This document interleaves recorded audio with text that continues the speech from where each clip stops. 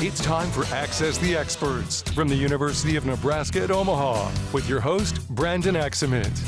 Hello and welcome to another edition of Access the Experts on News Channel Nebraska, where every Tuesday and Thursday, University of Nebraska at Omaha faculty members answer today's questions facing our state.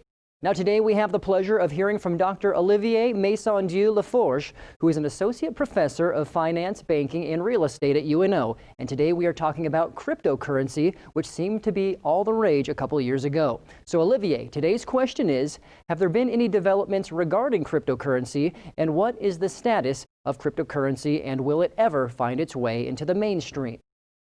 Thank you so much for that question. Cryptocurrency is exciting. And I'm going to define it real quick. Governments print money. They decide how much based on how rapidly the economy is growing.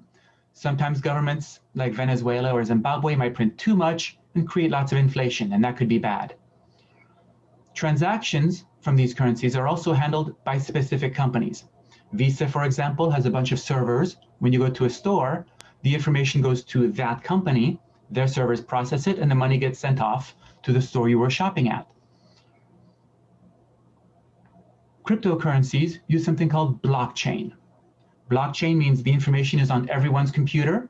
So when you transact, every computer works together to make sure that was a good transaction and get the money where it belongs. It's actually much more secure because if you're trying to hack someone, it's easier to hack one major corporation than it is to hack half of the computers on Earth simultaneously, which is what you'd have to do to hack a blockchain. So everyone loves the blockchain security system. Cryptocurrency, though, when it creates money, it's a computer that creates money. There's nothing backing it. So you're only going to believe the money if you believe the money. There's no gold or any Federal Reserve or a Fort Knox in the back. Bitcoin specifically, as a cryptocurrency, was a great proof of concept, but it's not a great long-term currency. First, accounts at Bitcoin are anonymous. No one knows you have it, which sounds awesome until you lose your password and you lose all your money. Personally, I like having a bank know me, so when I forget my password, I can go there, show my ID, and I get a new password, and I still have all my money. Bitcoin also is limited in the sense that the amount of money it's going to print is going to stop. In a couple of years, there will be no more Bitcoin. The Bitcoin that's out there is all there will ever be, but the world's economy is still going to continue to grow. So there'll be less money chasing more goods. That's going to create a problem.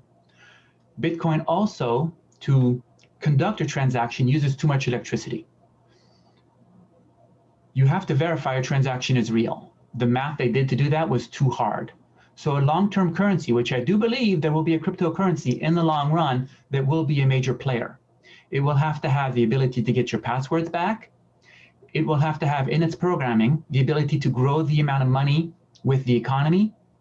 And it will have to have a cheap way of actually conducting the transactions. With that, we will have long-term cryptocurrencies. And thank you very much for asking me this question. Have a great day. Thank you, Olivier, for sharing your expertise on the topic. For our viewers at home, interact with us on newschannelnebraska.com. Access the Experts, presented by the University of Nebraska at Omaha. If you have questions, submit them on our website. Then join us every Tuesday and Thursdays at 6:46 a.m. and p.m. while we answer your questions.